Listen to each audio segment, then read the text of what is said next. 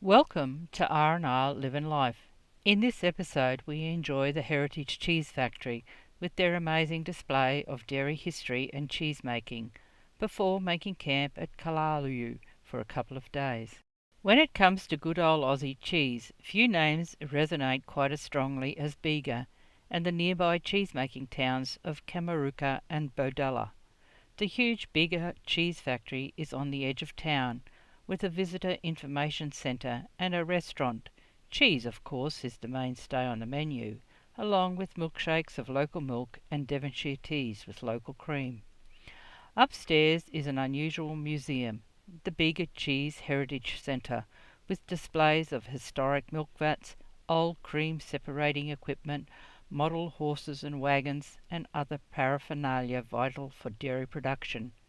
Rick and I enjoyed our visit and thought it was certainly worthwhile visiting.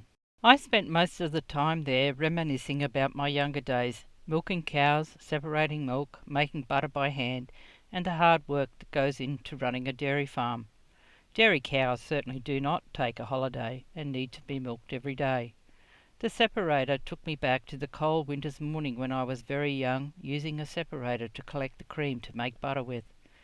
Looking back at where the dairy industry started was for me interesting, and seeing the equipment used by those early settlers was fascinating. Not only the equipment, but also the store they had on display with the goods and dairy-related equipment that was used at the time. The box of marbles, much like the tin of marbles that I still have, brought back memories of time spent playing marbles in the dirt with my brothers and at school. While there, we enjoyed lunch on the veranda. After our visit to the Bega Cheese Factory, we made our way to where we were camped at Kalaru Holiday Park, as it was a central location near Taratha, Bega and Mirambula. So peaceful and quiet, with not many vans but a few permanent residents. And from there we went exploring. After setting up Gidget, we made our way first to Taratha Walk. The heritage listed walk was built in the 1860s. The coastal town of Taratha remains inextricably linked to the sea, given its waterside perch on the Sapphire Coast. Unfortunately, the museum was closed the afternoon of our visit, so we did not uncover the maritime history of the region, but did enjoy a stroll around the building, enjoying the sea. The heritage-listed Taratha Hotel, with its timber exterior and extensive verandas with lace balustrades, was striking, and certainly complements the architecture of the day. On our return to Gidget, we ventured through the Mimosa Rocks National Park, back through Bega to Kalara. On our way out to Kalura, we passed Jalat Jalat, a rural locality with a focus on agriculture and rural living, particularly dairy farming. We passed the 375-hectare wetland on the Jalat Jalat Creek, upstream of the junction with the Bega River, and fodder crops being harvested, not to forget the dairy cows. We drove through Mimosa Rocks National Park, covering an area of 5,802 hectares and encompasses a diverse system of lagoons, beaches, sea caves, headlands, offshore stacks, combined with spotted gums and prehistoric burrowangs. The park takes its name from the paddle steamer Mimosa that wrecked in 1862 after running onto rocks at the northern end of the park. The rocks of Mimosa have distinctive castle-like features that are a result of intricate folds, faults and intrusions occurring in the rock. Rick and I enjoyed our drive through the park. I am always amazed by the vegetation, especially the forest communities of the western section where we were travelling. The park's forests were dominated by eucalypts with occasional pockets of warm temperate rainforests. The estuaries and lagoons along the park's coastline also contain important wetlands, but were not on our agenda for this trip. They are highly significant areas for nature conservation, providing habitat and food for a range of water birds, as well as the wetlands play a vital role in protecting oyster habitat and the nursery grounds of prawns and a range of commercial fish species. The following day we made our way along the Sapphire Coast Drive, bounded by forest country. We stopped at Tura Beach to refuel before continuing on to Mirambula, located on the far south coast of New South Wales. with the name derived from a local Aboriginal word meaning two lakes, a reference to Marambula Lake, which is the mouth of the Marambula River on the southern side of town, and the smaller Back Lake on the northern side. Marambula Point is an area of paleontologically significance, with several previously unknown species having been found in the ancient sedimentary rock there. We made our way to Bar Beach on Marambula Lake, one of 6 main beaches, with its stunning turquoise channel and breathtaking views across Marambula Bay and the rolling hinterland, as well as its amazing red rocks. I was fascinated by the tidal channel where the Marambula Lake meets the incoming tide. While we were standing on the rock platform, Rick and I saw a seal as it made its way out to sea. We walked up to the lookout to have a bird's eye view of the bay and surrounding sea. What an amazing scenery! Such vibrant colours. It was hard to believe the red of the rocks, then to contrast with the open forest country as a backdrop in places. It was stunning. We passed the oyster farms, with oysters being carefully nurtured in Marambula Lake since the 1920s, with the large tidal exchanges keeping the estuary waters continually fresh enough to harvest oysters directly from the lake without treatment, unlike many other oyster-growing regions. Merimbula is a bustling coastal village situated on the edge of a stunning bay and lake, while not far away were pockets of lush rainforest, open coastal heath and wetlands. The rich history of Merimbula dates back to the 1830s, when European settlers began to explore the area. Since then it has evolved into a popular tourist destination, while still preserving its historic charm. From indigenous culture to its early days as a fishing village, Merimbula's past is woven into the fabric of the town. During the 19th century, Merimbula transformed from a small fishing village into a bustling hub of maritime activity. The town's strategic location made it an important port for the transportation of goods and supplies, with remnants of this maritime history still in the form of historic wharves and buildings, which stand as a testament to Merimbula's seafaring past. On leaving Marambula, we stopped on the side of the road for coffee, only to be passed by some olden-day cars. You never know what you will see on occasions. We continued along the Princess Highway as it wound its way past Penambula and Tilba, established in 1873, and Gulaga National Park. We had travelled through some stunning forest and national parks on this journey. The country was so lush and green. From here I got lost as we wound our way along back roads, some bitumen while others gravel. Sometimes I am not sure if it is Google that takes us along these roads, or Rick has planned it that way.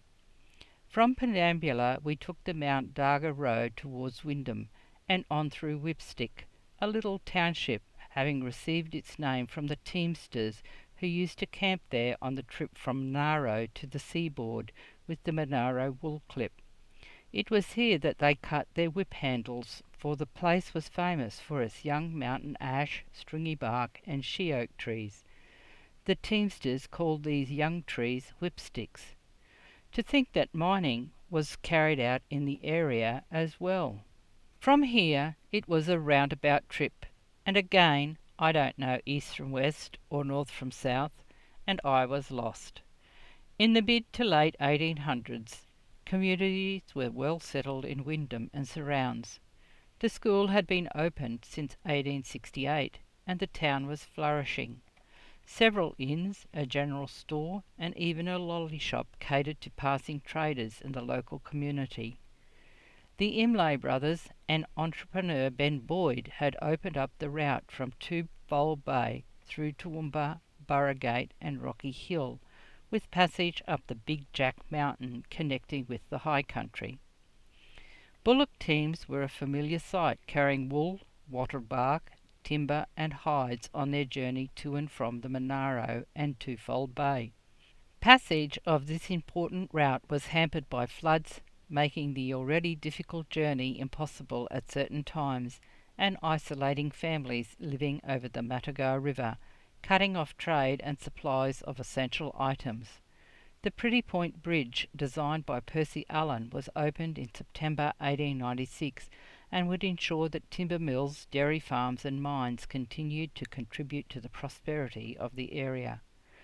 For 118 years, the original bridge at Pretty Point made it possible for people, animals, carts, cars and trucks travelling along New Buildings Road to cross Matagar Creek. In 2013, Bega Valley Shire Council decided to replace the original bridge with a steel bridge, able to support heavier vehicles and loads, while at the same time requiring less maintenance. Rick and I enjoyed viewing the original bridge trusses that were on display near the new bridge. Such an interesting piece of history. Rick takes us on some incredible drives, quite regularly along lesser used roads, often gravel. But today I was in for a drive of my life, as the road turned to gravel and then we began to climb. In the gullies where moisture lay were lush rainforest type regions. The country changed to stringy bark, ironbark forest vegetation that hugged the roadside. There were sharp corners, steep climbs, blind corners, you name it, we drove it. We continued along the road to Black Jack Mountain Road that turned to gravel and then began a steep climb with sharp corners through the 115,177 hectare Southeast Forest National Park, located in between the Monaro and South Coast regions, with high-quality old-growth eucalypt forests and remnant patches of temperate rainforest. It was amazing country as we climbed further up the mountain. We had been on some mountain roads before, but this was spectacular. The drop-off on the passenger side was very close to my door, and Rick was driving as close as he could to his side of the road, as safe. Talk about a narrow road. We followed a billy goat some distance up the road, as he took quite a while to get off the road. Closer to the top, we took the Mount Darga Road to Cathcart, originally known as Taylor's Flat, from when James Taylor moved stock into the area and squatted on the land. The area was surveyed in 1857, and Taylor's Flat was then renamed Cathcart, after General Cathcart of the Crimean War fame. The general store, which was operated by the same family for over 100 years, featured an old collection of advertising posters. We then followed the Cathcart Road to tiny historic town of Bombala, crossing Cranky's Plain Bridge over Coolumbooka River. The bridge was completed in 1892 and is one of 7 McDonald Timber Trust road bridges remaining in New South Wales. Timber Trust road bridges were extensively used in New South Wales because of the high quality of local hardwoods and the shortage of steel during the early decades of settlement of the state. Then on to Bombala, tucked into the southeast corner of New South Wales on a gentle bend of the Bombala River, where we stopped to catch our breath, but did not see any of the elusive popular residents, the unique monotremes, the platypus. This peaceful area is known as Platypus Country, with historic buildings around town, such as the 1930s Olympia Theatre, the Bombala Railway Station and Courthouse. What an amazing trip up the mountain. The area is also home to primary industries such as grazing and timber, and specialty products of lavender and herbs. From Bombala we continued on to Nimbatal, a small town in the Monaro region, on the southern end of the Great Dividing Range, with its very rich, fertile and dark-coloured soils. We stopped to check out the flour mill, built of local basalt, an impressive building. Work began on the mill in 1865, and during the next 7 years, John Guildmucher, a naturalised German settler, laboured almost unaided on the construction, with work being completed in 1872. The mill was intended as a wind-driven flour mill, but unfortunately he was informed that he could not operate the mill as it was too close to the road, and its shadow would frighten horses when ridden past. Whether or not the mill functioned as a windmill is subject to research. Subsequently, Gilmutcher removed the wooden wings and connected it to a horsepower, and it is thought produced some fine flour. Later, Gilmutcher converted the flour mill to a timber mill, but the mill ceased to operate by 1885. On leaving Nimbertal, we made our way past Lake Williams on Bobandra Creek and back along Snowy Mountain Way to Steeple Flat, and on through Glenbog State Forest to Bambuka, Morgan's Crossing and Nambuga, making a stop at Fred Piper Lookout in the northern part of the Southeast Forest National Park, with amazing views over Bambuka Escarpment and Bega Valley, before continuing back to Bega and Kalaru. Somehow we had completed a circuit to end back at Gidget, but what an amazing day! I am no longer sure if I have everything in the right order, but then again, only Rick would know for sure. The Glenbog State Forest covers an area of around 11,000 hectares, with spectacular hinterland scenery and a resident population of bare-nosed wombats that enjoy the wetter forested regions that are relatively cool.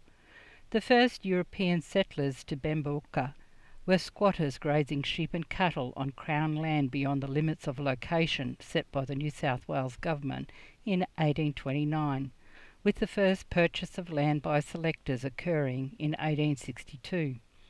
The town's economy is based on dairying.